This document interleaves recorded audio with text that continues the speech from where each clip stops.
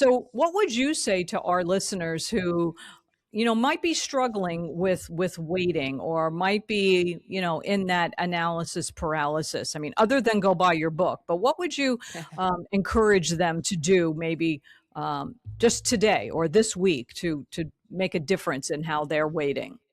Yeah, I guess two things. One, I would say just take the next step. Mm, It might not be the one you want, but take the next step. But the second thing is I would say this, and this is more of a bigger concept, but I think so many times we just get restless because we think what we're doing is not that important. mm, And it causes this restlessness. And rather than say, okay, well, now I'm going to do something important, sometimes we need to redefine what is important. mm. Now, I will say I'm not saying, God's never asking us to change jobs, or I'm not saying that at all. But I'll say this, you'll always waste the weight if you feel like you're like in a less than season.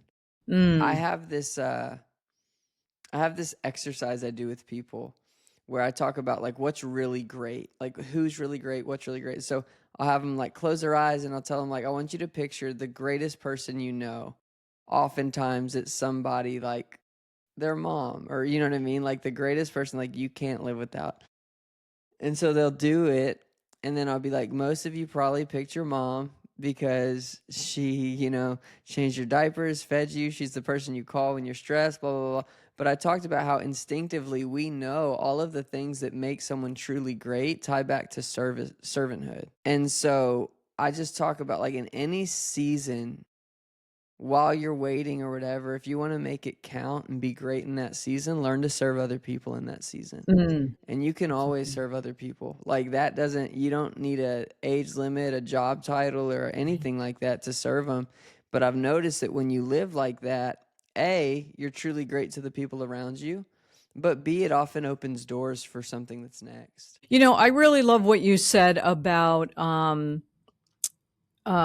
just, step out, number one.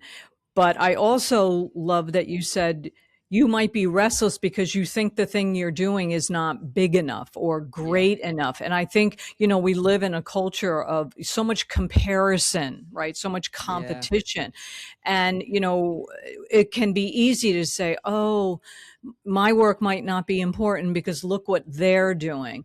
Mm. But, it gets back to, God has anointed you and gifted you to do the thing you're doing.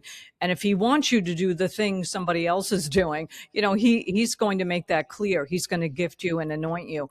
And I think that spirit of comparison, that spirit of I'm not doing enough, really goes back to like, where's your heart? Like, what is the motivation of your heart for doing the thing that you're doing? Like, why are you doing it? So I love that. So we have to stay away from comparison for sure.